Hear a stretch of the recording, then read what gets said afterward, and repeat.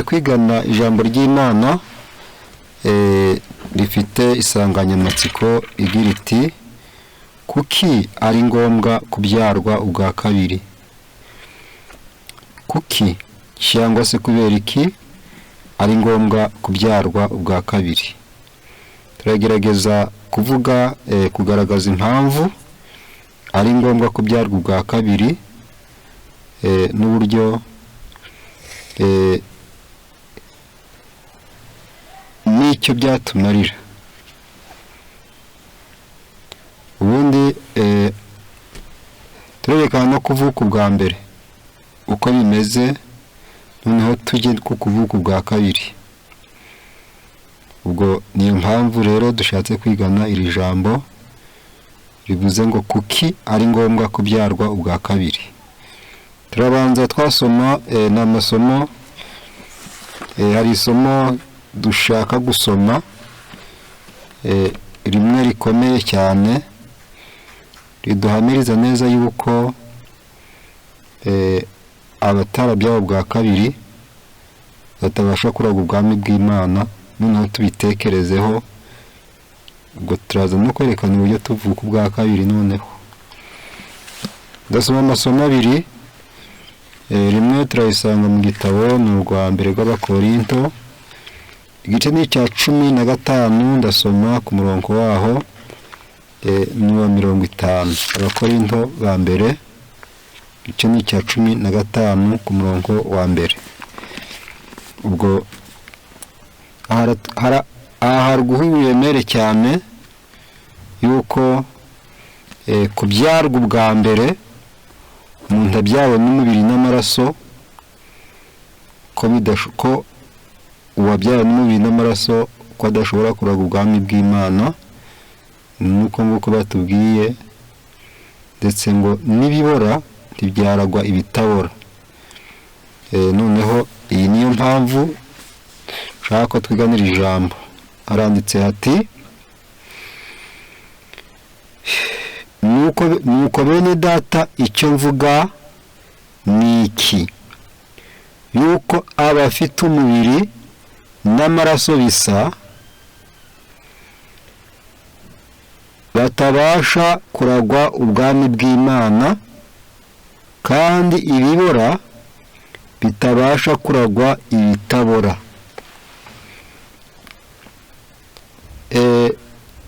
Uyu ni Pawulo wanditse aya magambo, aravuga ati icyo mvuga ni iki, nuko ababyawe n'umubiri n'amaraso bisa batazaragwa ubwami bw'Imana. Noneho reka dusome no muri Yohana, ijambo dusoma duhora dusoma kandi tunazi, ariko Imana idufashe twongere gutekereza kuri iri jambo.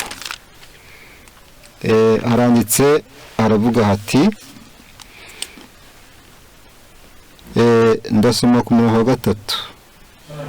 Yesu aramusubiza ati ni ukuri ndakubwira yuko umuntu utabyawe ubwa kabiri atabasha kubona ubwami bw'Imana. 5.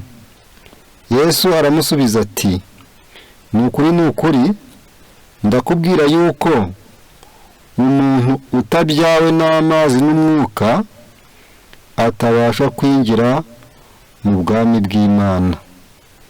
Ikibyawe n'umubiri nacyo ni umubiri, n'ikibyarwa n'umwuka nacyo ni umwuka. Hariho kubyarwa n'umubiri, hakabaho no kubyarwa n'umwuka. Ubwo rero uzaraga ubwami bw'Imana ntabwo ari uwabyawe n'umubiri gusa, ahubwo ni uwabyawe n'umwuka.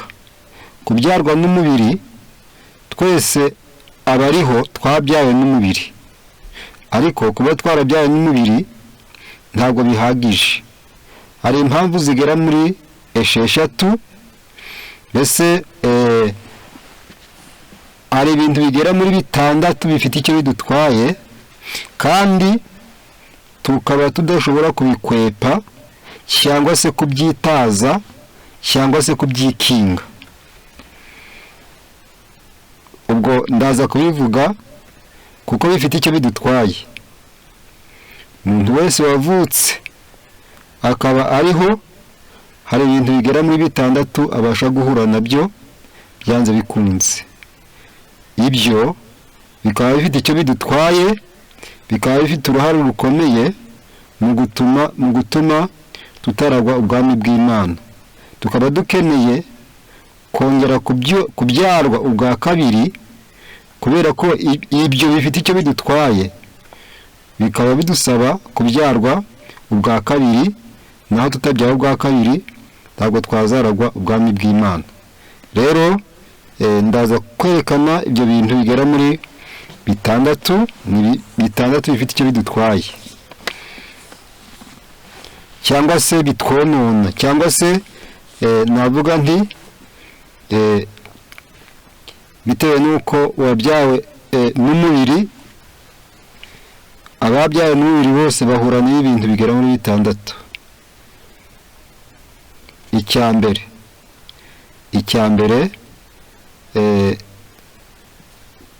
ni icyitwa indemano.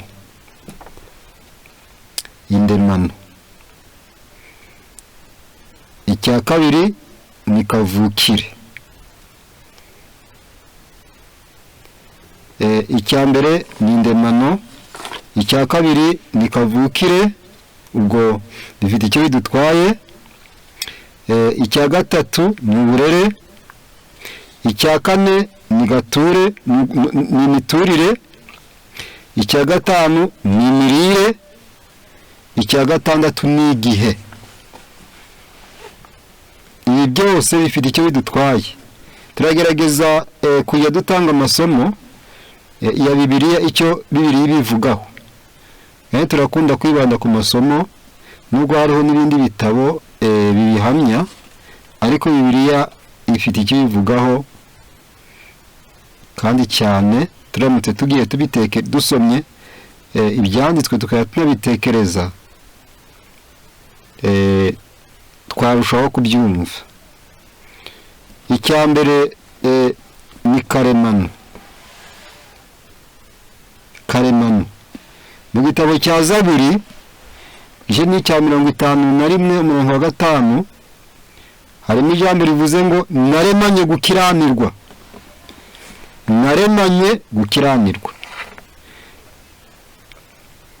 Bituma no mu gitabo cya Yobu cya 14 harimo ijambo rivuze ngo,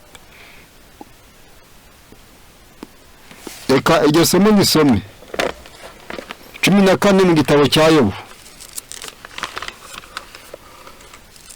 Iyo dusoma ibi, ubundi igabo ryo kumva turi intungane birashira, barangiza ukumva watega amakiriro ku Mana gusa. Hari ikindi Imana yakora kugira ngo uzemerwe nayo uzajye mu ijuru. Hari ikindi Imana yakora, iramutse itagikoze nta byiringiro byo kuzabona ubugingo cyabaho.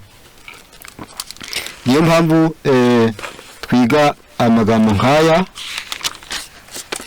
muri yo cyawo ni cya 14.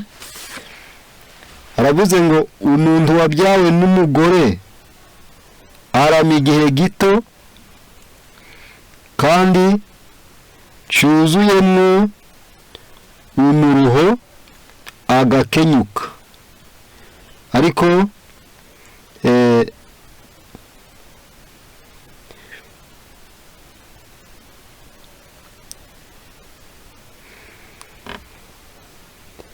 yego hari amagambo, reka ndebe niba ari aha, avuga ngo byashoboka bite ko uwabyawe n'umugore yagira kwera. Ubwo n'ubundi muri kino gitabo cya Yobu, uwabyawe n'umugore yaba wera ate kandi yakiranuka ate. Reka ndebe ndakunze kuyabona. Yego ni igice cya 14 murongo wa 15 murongo wa 14 Yobu 15 murongo wa 14 aranditse ati umuntu niki kugira ngo yere n'uwabyawe n'umugore ngo umukiranutsi umuntu niki kugira ngo yere n'uwabyawe n'umugore ngo umukiranutsi aha dukwiye kuhibaza bitewe nuko ijambo riravuze ngo naremanye gukiranirwa muri Yobu igice cya 10 mu gice cya 10 havuga uburyo umuntu ajaremwa harimo ijambo rivuze ngo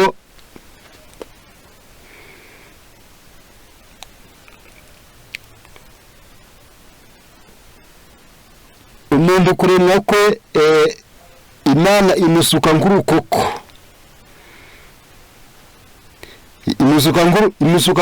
imusuka nk'amazi yarangiza ikamuvuza nk'urukoko ikivuga ndumva twari dukwiye no kubyumva koko umuntu ni amazi noneho aho avuye n'aho aremewe mu nda ari aho avuye haranduye n'aho agiye kuremerwa naho haranduye niyo mpamvu ibi dukwiye kubyumva neza niyo mpamvu ijambo rivuze ngo kuko naremanye gukiranirwa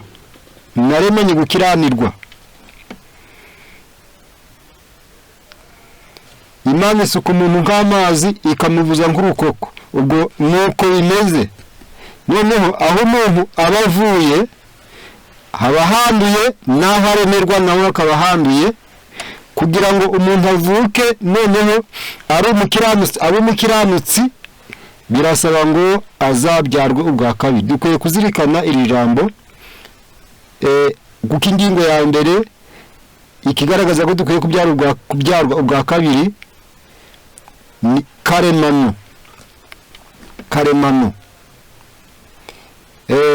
ntabwo ari icyoroshye umuntu kuba afite yarabyawe n'umugabo ukunda imanza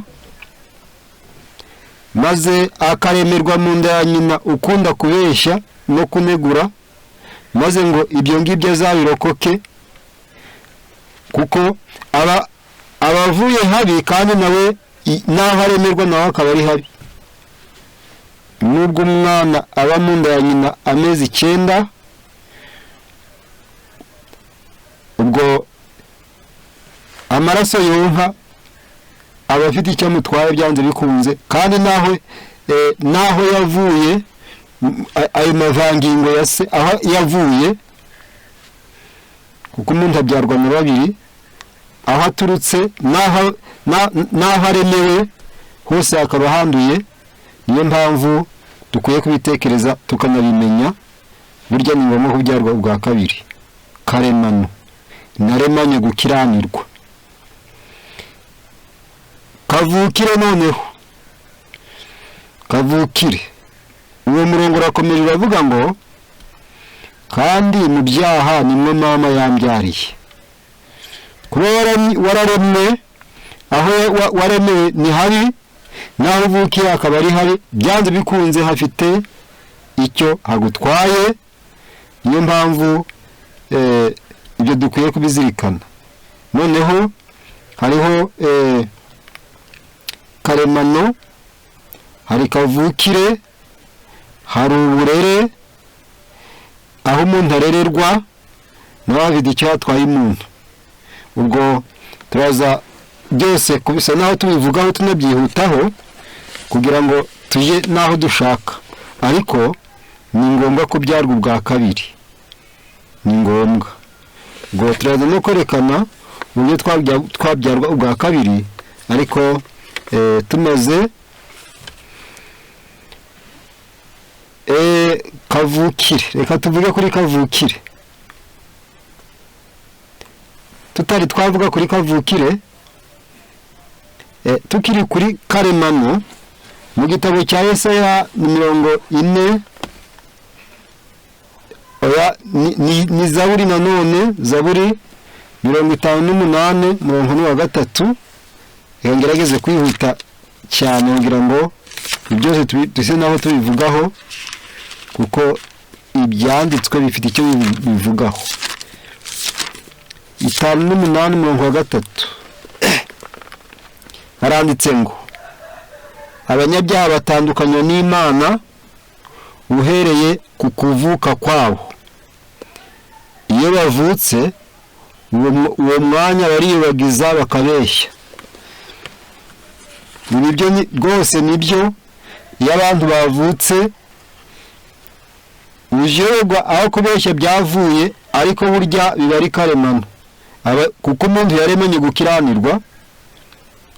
Ntabwo yiga, nta somo umuntu ajya kwigiramo kubeshya, ahubwo usanga umuntu asa igihe yiga kuvuga avuga ibinyoma, kuko niko umuntu aba yararemwe, ubwo aba yarabyawe n'abameze batyo.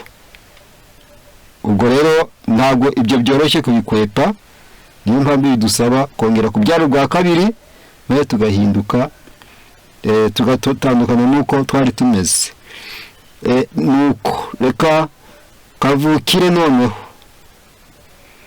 Kavukire isomo twarivuze rimwe, nahavuze ngo mu byaha nimwo mama yambyariye. Muri Yesaya 48 umurongo wa 8, Yesaya 48 umurongo wa 8, reka dusome amagambo. 48 Yesaya umurongo waho ni wa 8. Reka twihute maze tujye tuvuga kuri utu tugingo kuko twabiteguye. Ni ukuri koko ntabwo wumvise kandi ntacyo wamenye, uhereye kera ugutwi kwawe ntikwari kwazibuka, kuko narinzi yuko wariganije cyane kandi wiswe umunyabyaha ukivuka. Wiswe umunyabyaha ukivuka. Aha turi kuri kavukire. Umuntu avuka ari umunyabyaha, kandi naho avukiye naho haba hari ibyaha. Rero ijambo ryavuze ngo naremanye gukiranirwa, ari amaraso y'abakubyaye, ubwo niyo wandura, niyo nawe uvukana. Ubwo aho ni karemano. Noneho mu kuvuka uvukira mu byaha, ubwo biroroshye gukora ibyaha kuko uvukiye mu byaha. Noneho ubwo aho turahavuye kavukire. Icya gatatu ni uburere. Mu gitabo cy'imigani 29 umurongo wa 21 haranditse ngo umugaragu warezwe neza uhereye mu bwana bwe, hanyuma azabera shebuja umwana. Umugaragu warezwe neza uhereye mu bwana. Ngo birikumvikana ko uburere bufite nacyo icyo bumaze. Umugaragu warezwe neza uhereye mu bwana bwe, hanyuma azabera shebuja umwana. Mu migani 22 umurongo wa 6 harimo ijambo rivuze ngo menyereza umwana inzira akwiye kunyuramo, azarinda asaza atarayivamo. None se uburere ntacyo bidutwaye? Icyo ni ikibazo. Uburere hari icyo budutwaye. None se niba ubyawe n'utararezwe, niba ubyawe n'umuntu nawe utarahawe uburere, urukumva ntacyo bigutwaye? Abenshi ni abazi kubyara ariko batazi kurera. Niyo mpamvu uburere hari icyo butwaye. Hariho n'abakagombye kuba bazi kurera bakaba bakwita ku bana babyaye ariko hakaba igihe n'akazi ukora gatuma utabona uburyo bwo kurera umwana wabyaye, ahubwo ukaba wamuha umukozi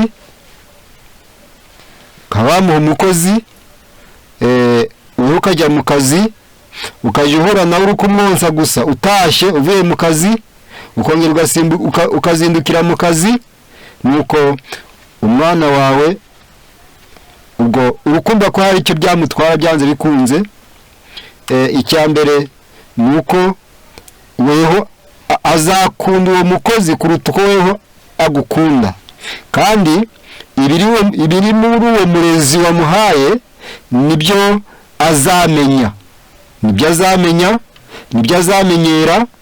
Nuko reka tukiri aha ngaha mu gitabo cyitwa Urengera Ubuzima, kandebe igitabo cyitwa Urengera Ubuzima, ndasoma Ikinyarwanda ni paji 50 mu muzingo wa 2 ku rupapuro rwa 51, abafite Urengera Ubuzima y'Ikinyarwanda ya 2. Turaza kubarangira icyigisho. Ni igitabo cyitwa Ministry of Healing. Mu cyigisho ni cya ndumva cyabari kandebe ni icyigisho cya kangahe, ndumva ari icyigisho cya 7 hari, kandebe ko ariho, yego ni icyigisho cya 7 cy'igitabo cyitwa Ministry of Healing cyangwa se umurimo w'ubuvuzi, ku rupapuro rwa 51 abagifite.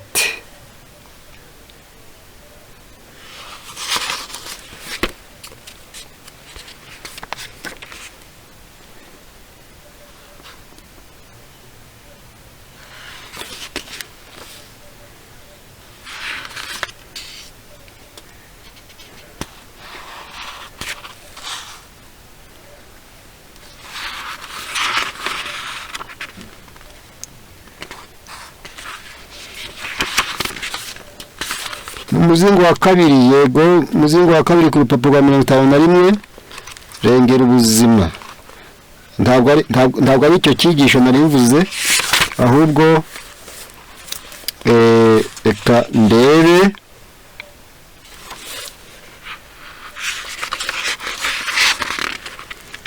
nari ndebye umuzingo wa mbere kandi ari uwa 2, kanze kurangira abagifite ni icyiyo cya 31.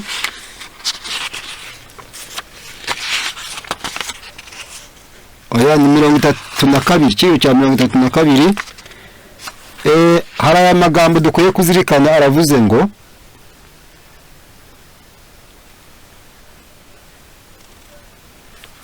ni amagambo magufi cyane ariko araremereye cyane. Haranditse ngo umubyeyi wemera ko umwana we arerwa n'undi muntu, umubyeyi wemera ko umwana we arerwa n'undi muntu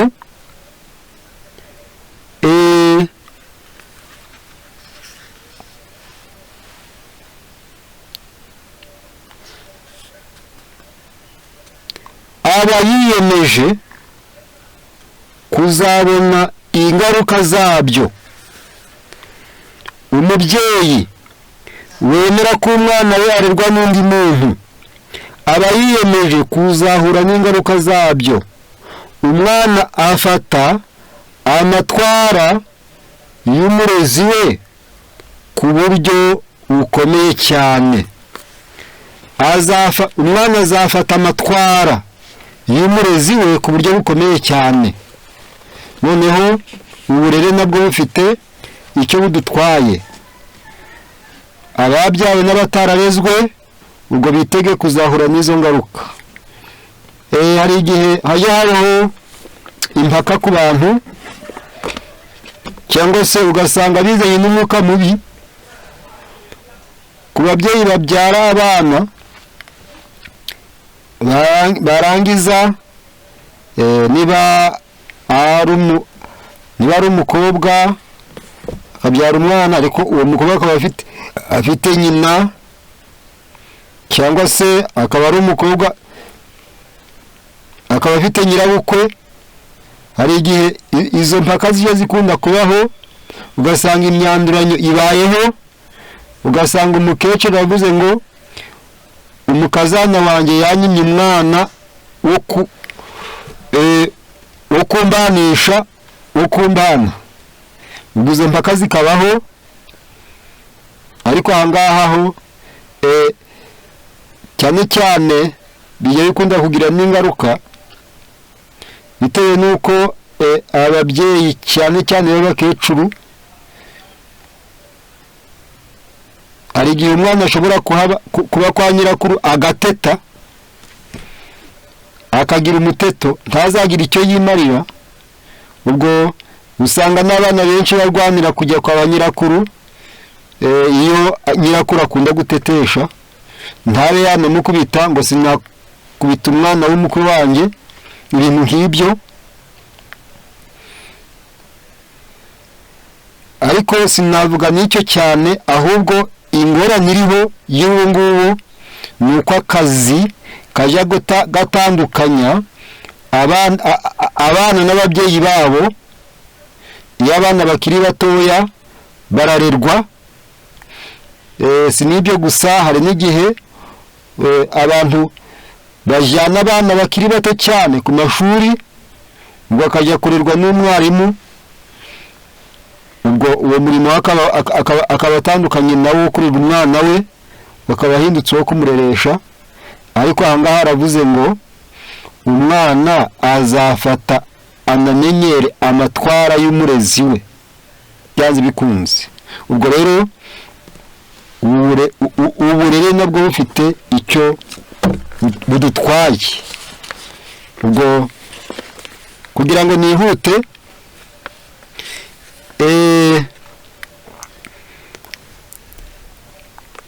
ku yindi ngingo, ubwo ni iya 4 ingezeho mvuga, ni gature cyangwa se imiturire. Aho abantu baturiye naho hafite icyo habatwaye. Reka aha ndasoma amasomo abiri ndi busome kugira ngo ibi nabyo tubyumve. Arega dukwiye kujya tumenya aho twanduriye, aho twononekariye, kugira ngo twumve ko ari ngombwa kubyarwa ubwa kabiri. Ariko twamaze kumenya ko kubyarwa ubwa mbere ko indemano, kavukire, uburere,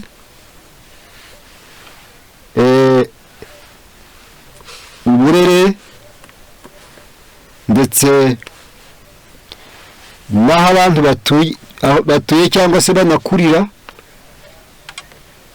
ndetse n'igihe, ko ibyo byose bifite icyo bidutwaye, ndetse n'imirire. Ubwo ibyo byose turagerageza kubivugaho. Reka dusome muri Zaburi ya 47, ndasoma umurongo waho wa 4, ndetse ndageza ku murongo wa 6. Umurongo wa 4 ugeza 6 ni Zaburi.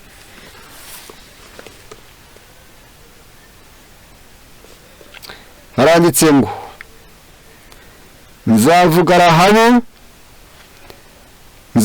Rahabu ni Babuloni ko biri mu bamenya. Nzavuga Rahabu ni Babuloni ko biri mu bamenya. Dore Etiyopiya ni Tiro, dore Ifilisitiya ni Tiro n'Etiyopiya, iyo niho yavukiye. Ni koko bazavuga iby'Isiyoni bati umuntu wese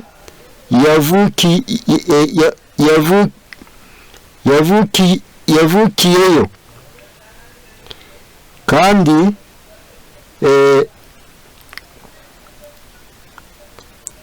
isumba byose ubwayo izahakomeza. 6 Uwiteka niyandika amahanga azabara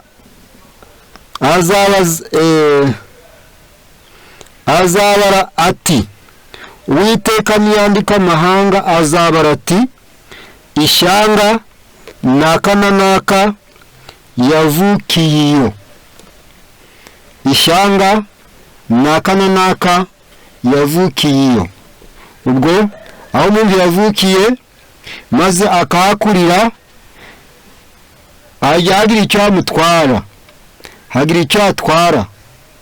Noneho irindi nsoma riri mu gitabo cya Yohana igice cyaho ni icya mbere umurongo waho ni wa 46.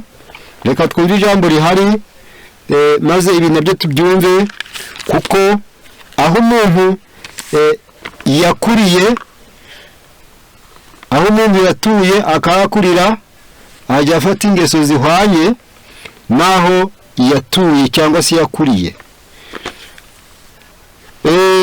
Ubwo muri Yohana ni igice cya mbere umurongo wa 46. Reka dusomere ino jambo maze twumve igice cya mbere umurongo wa 46 muri Yohana. Haranditse aravuze ngo haranditse ngo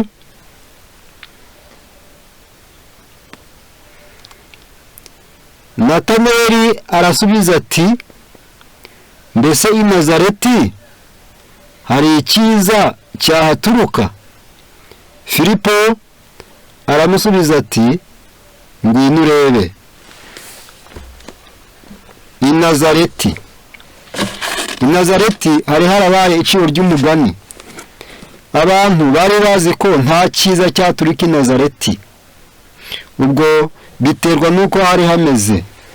Aho hameze gutyo Yesu niho yabaye maze arahakurira, ariko ntiyagira icyo ahakorera. Twebweho yabikoreye kutubera urugero, nubwo ahantu habi hafite icyo hatwara umuntu, ariko ntibyaba urwitwazo dufatiye urugero kuri Yesu. Yesu yabaye ahantu habi arahakurira kandi akomeza kuhabera mwiza. Icyakora twebweho ntabwo bijya bitworohera, n'ubundi aho turi hajya hagira icyo hadutwara. Niyo mpamvu iyo umuntu yimenya yisobanukiwe neza, hari n'igihe abona ahantu hafite icyo hamutwaye akavuga ati ahangaha ndumva njye nahimuka. Kubera iki? Kubera yuko hari igihe wenda waharokokera, ariko abana bawe bo bakahandurira. Niba ari ahantu biba, kandi birashoboka ndetse byanabayeho,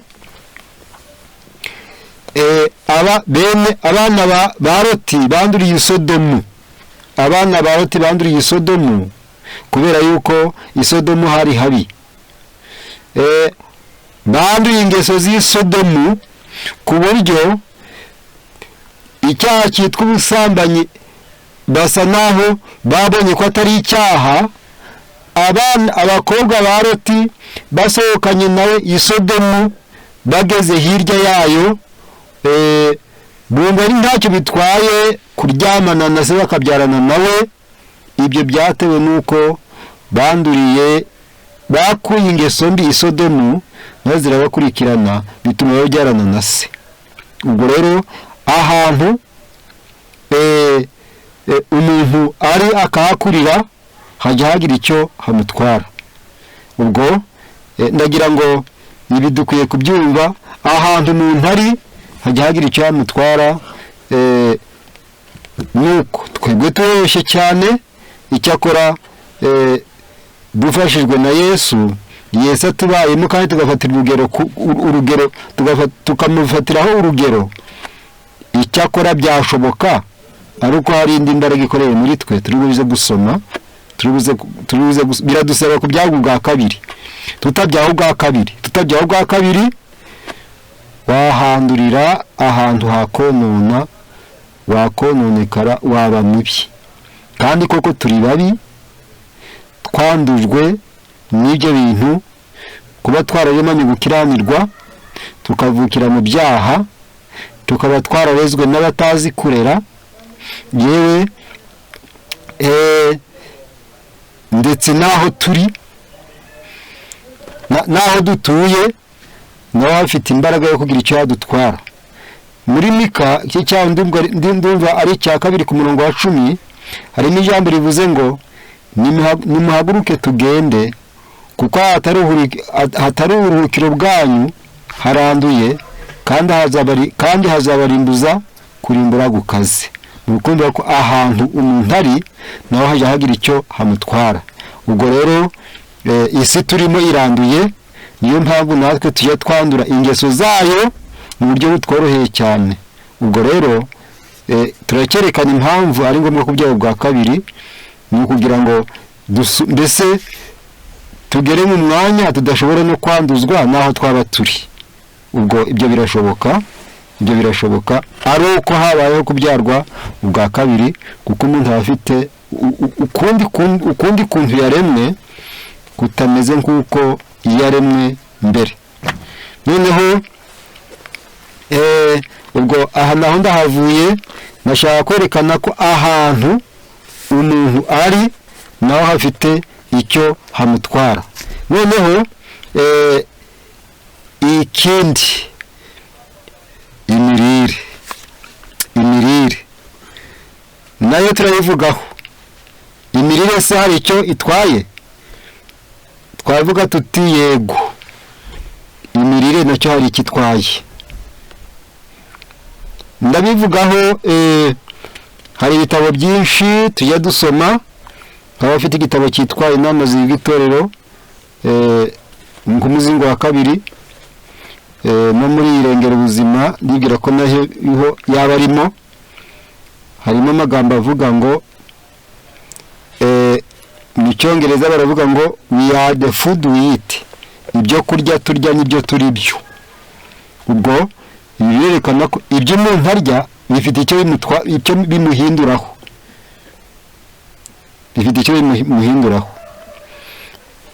ndasoma n'amasomo abiri nsoma kugira ngo bidufashe kumva neza n'iyi ngingo yindi tugezeho ivuga ko imirire hari ikidutwaye. Ndasoma amasomo abiri n'amagambo make mu gitabo cy'ibivuzwe ibihe byose, maze iyi ngingo nayo tube tuyivuyeho. Ni muri Zaburi 104 ku murongo wa 14. Ubwo aha haraduhamiriza neza yuko ibyo kurya turya hari icyo bidutwaye. Niyo mpamvu Imana igishyiraho amategeko y'ibyo abantu bakwiye kurya ndetse n'ibyo bakwiye kureka. Ibyo bakwiye kurya, ibyo bakwiye kunywa, ibyo nabyo bifite icyo bitwara umuntu.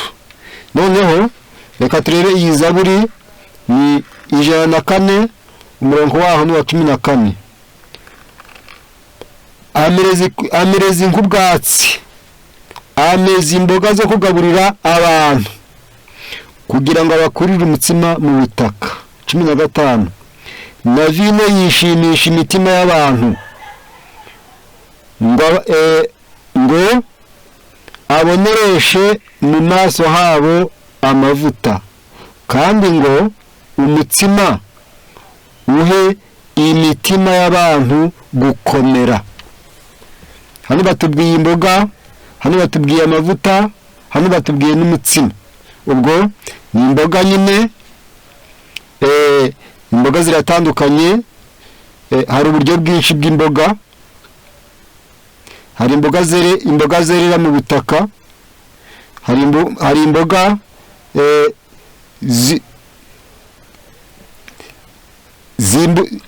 imboga z'amababi, hari imboga z'indabyo.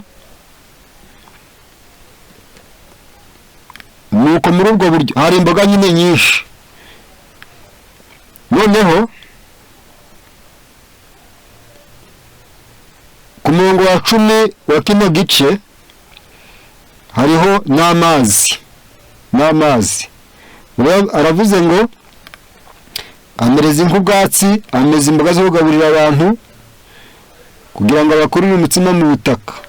Ubwo ibyo kandi ngo umutsima uha umutima w'abandi gukomera. None umuntu ushaka gukomera urukumva ko icyo nari ngendereye nuko ibyo kurya turya nabyo bifite icyo bikora icyo bidukoraho.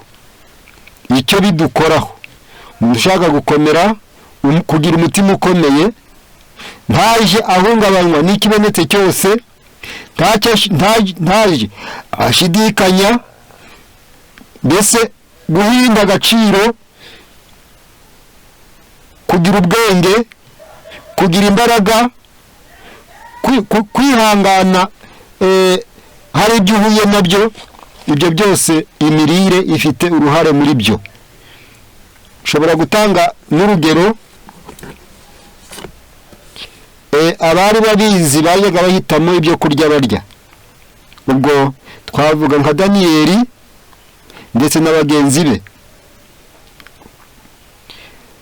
Ubwenge bari bafite, ubutwari bari bafite, kwihangana bagize, bakihanganira n'ibigeragezo, ntibajye bahungabanywa n'icyo babonye cyose. Ibyo bakoze, iyi mico y'ubutwari bari bafite babikesheje imirire, kuko bahise n'ibyo barya bahitamo kwigomwa ibyo kurya by'ubwami. Nuko bagira ubwenge, bagira n'imbaraga, yewe bari bafite no gutinyuka guhagarara imbere y'umwami. Ibyo babikesha imirire. Imirire rero nayo ifite icyo idutwaye. Ubwo irindi somo yenda nsoma, ndanabarangira mu bifuzwa ibihe byose aho muzasoma, yenda nuko ingorane nuko tugira abanyabute mu gusoma, ariko ni byiza ko umuntu asoma, kuko no kugira ubute bwo gusoma nabyo biba bifite impamvu yabyo. Tuba dukwiye kumenya ko mu bitabo nimo ubwenge n'inama nyinshi zihishwe, kandi akimuhana kazi imvura ihise. Ntabwo wajya uvuga ngo uzaje usomerwa gusa, ngo niba kurangira aho usome ntuhasome, ubwo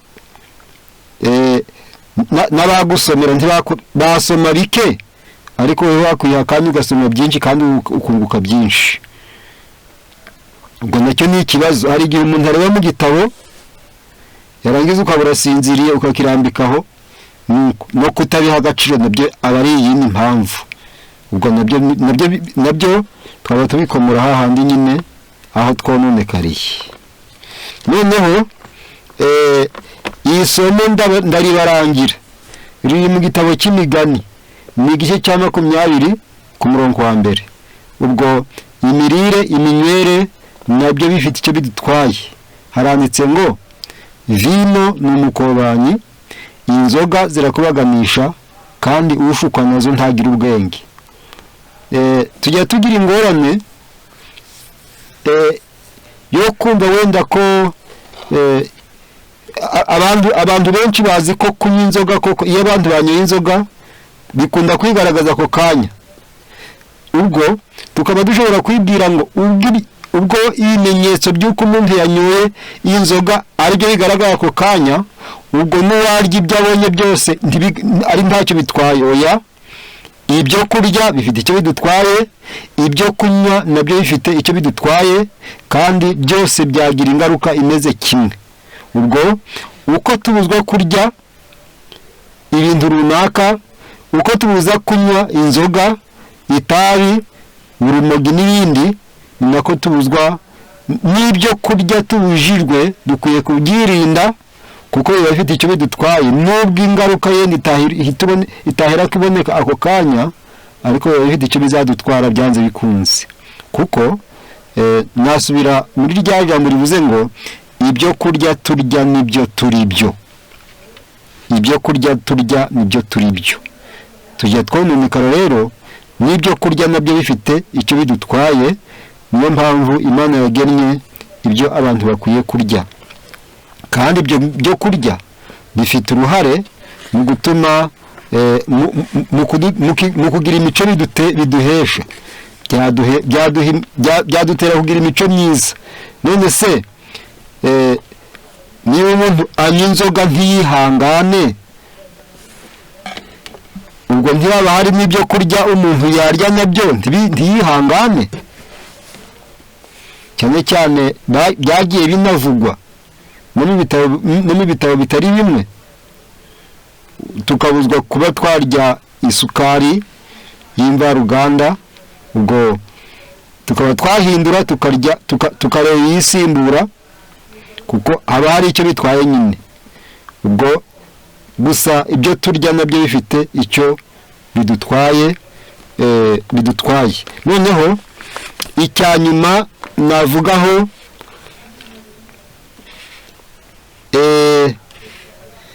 nabyo nderekana amasomo, igihe nacyo kidukoraho. Ubwo ibi ni bifite icyo bidutwaye, igihe nacyo gifite icyo kidutwaye. Mu gitabo cy'Abafilipi igihe cyaho ni icya 2 ku murongo waho n'uwa 14 aravuze ngo turi mu gihe kigoramye cy'ubugoryi, turi mu gihe kigoramye cy'ubugoryi. Ubwo igihe nacyo gifite icyo kidutwaye. Buno kera abantu bajyaga bambara bakagira isoni, ariko buno abantu kubera igihe basigaye baterwa isoni nuko bambaye, mu rukundo biranyuranye. Ubundi kwambara ubusa nibyo byabaga biteye isoni, kuko Adamu na Eva babonye bambaye ubusa bagize isoni maze bajya kwihisha. Ariko buno bitewe n'igihe abantu bambara ubusa, nuko abambaye akaba ari bo bagira isoni. Ubwo turerekana uburyo igihe nacyo gifite icyo kidutwaye, ariko ngo ni igihe kigoramye cy'ubugoryi, ku buryo umuntu atakimenya gutandukanya umuzima n'umusazi. Umusazi icyarangaga umusazi nuko yambaraga ubusa, yafataga imyenda akayijugunya. Ariko ubu ngubu abantu barahangara bakambara ubusa, barangiza bakajya kwifotoza bakishyira kuri YouTube aho barebwa na bose. Ni igitangaza. Turi mu gihe koko kigoramye cy'ubugoryi. Igihe nacyo gifite icyo kidutwaye. Niyo mpamvu ari ngombwa kubyarwa ubwa kabiri. Turi kwerekana impamvu tugomba kubyarwa ubwa kabiri, kuko ijambo ryavuze ngo ababyawe n'umubiri n'amaraso gusa ntabwo bashobora kwinjira kuragwa ubwami bw'Imana. Noneho ni ngombwa kubyarwa ubwa kabiri. Irindi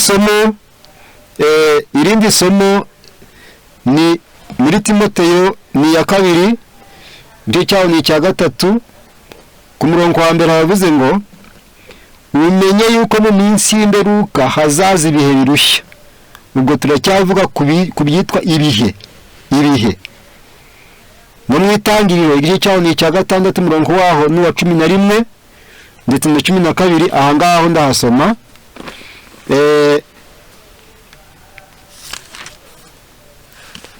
Hari amagambo avuze ngo 11 turageza umurongo wa 12 igitabo cy'itangiriro. Kandi si yari yononekaye mu maso y'Imana, yuzuye urugomo.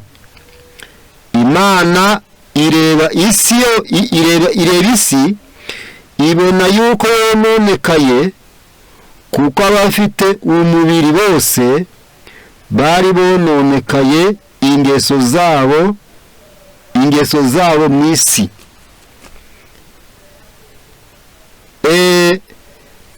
Aha hatweretse neza yuko ari kutubwira igihe cya Nowa, imiterere yabo. Igihe cya Nowa cyari kibi, ndetse ngo niko n'igihe cyo kuza kwa Yesu nacyo kizaba kimeze. Noneho mu Itangiriro 7 umurongo waho ni wa mbere, Uwiteka abwira Nowa ati injira mu nkuge nabo mu nzu yawe mwese, kuko ari wowe nabonye ukiranuka mu maso yanjye muri iki gihe. Ni wowe nabonye ukiranuka mu maso yanjye muri iki gihe. Umuntu umwe, umuryango umwe gusa mu isi yose yari ituwe n'abantu benshi, uwabonetse akiranuka mu maso y'Imana yari umwe. Naho igihe cyarabahindanije, cyaranduje ingeso zabo, bari baranduye, barabaye babi, uwagaragaye ko akiranutse mu maso y'Imana n'umwe ni Nowa n'abo mu nzu ye bose, nuko bagororerwa kwinjira mu nkuge. Bavandimwe murimo kunyumva, mu by'ukuri aha niho izi nizo nzira ngari zitwonona, zitunaniza, zituma tudashobora tutaraga ubwami bw'Imana. Ibi bifite icyo bidutwaye uko twaremwe,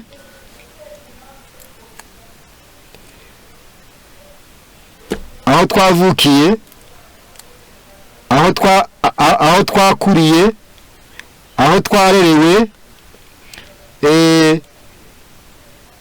ibyo twariye, ndetse n'igihe. Ibyo byose bifite icyo bidutwaye. Mu gitabo cya Rengera ubuzima, reka ndebe iyi page shaka gusoma. Mu gitabo cya Rengera ubuzima twumve, ni ku rupapuro rwa 84 mu cyiyo cya 38. Nubwo amagambo ahari, ubwo tugiye kwihuta kugira ngo tunarangize. Gusa icyo twashaka kwerekana impamvu ari ngombwa kubyara bwa kabiri.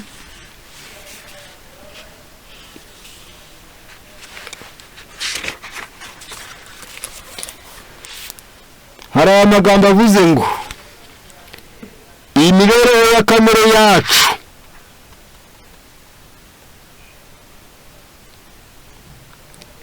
idakosowe na Mwuka Muziranenge irimo imbuto z'urupfu ruzanwa no kwica amategeko. N'aya magambo nashatse nta nubwo nkomeza. Haravuze ngo imibereho ya kamere yacu idakosowe na Mwuka Muziranenge irimo imbuto z'urupfu ruzanwa no kwica amategeko. Irimo imbuto z'urupfu. Ari abatubyaye bishe amategeko, ibyo byadukoraho.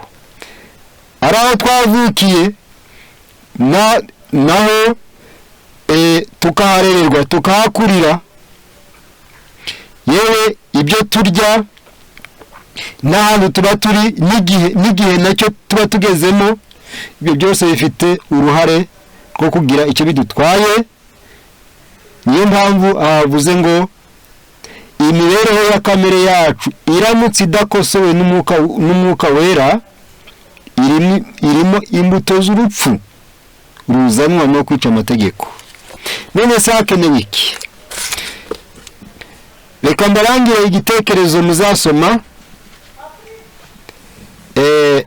kiri muri Matayo, igice cyaho ni cya 13 umurongo wa 33. Harimo isomo rimwe rigufi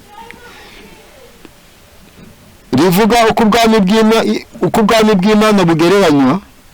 Ngo ubwami bw'Imana bugereranywa n'umugore wafashe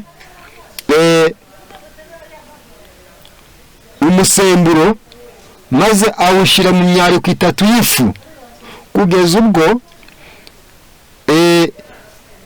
yasemburiwe yose. Ibi bishobora gutworohera kubyumva.